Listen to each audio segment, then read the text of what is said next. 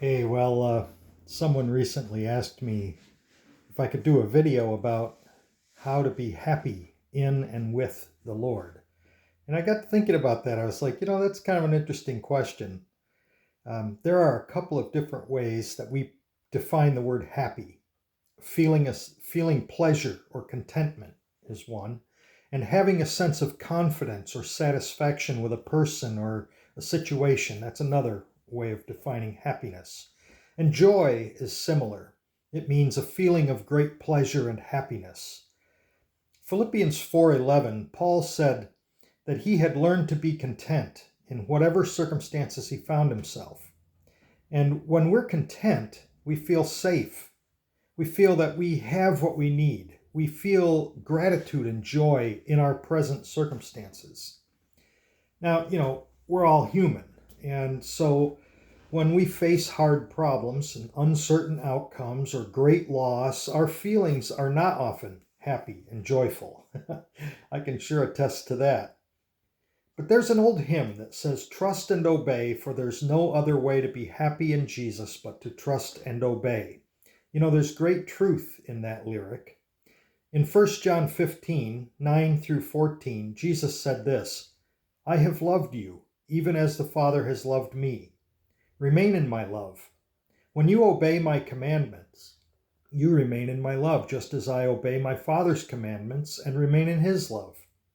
I have told you these things so that you will be filled with my joy. Yes, your joy will overflow. This is my commandment. Love each other in the same way I have loved you. There is no greater love than to lay down one's life for one's friends. You are my friends if you do what I command." But we might think, well, love is hard, and it certainly can be, can't it? However, it is also what comes naturally to us in Christ. You see, what he's saying here is put others ahead of yourself. Be concerned about others. This outward focus, it helps us to express this great love that's been placed into us. Some of the traits that God put into us through his Spirit are love, joy, peace, patience, kindness, goodness, gentleness, faithfulness, self-control.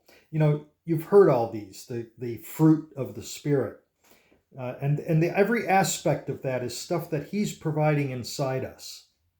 And so he tells us in Romans 5:5 that he has poured his love into our soft, warm hearts that he created. So happiness in and with God comes from trusting that he loves us and that all he has said is true, and from allowing his love then to overflow from us toward others. This breeds a settled confidence.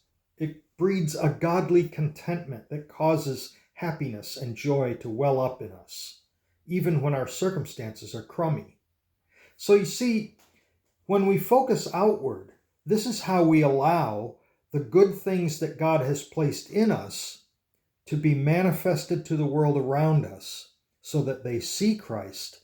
And this is a very rewarding thing. Plus, it sets our focus on him. And when our focus is on him, then we can be content because we know our inheritance is sure. Nothing's going to happen to that.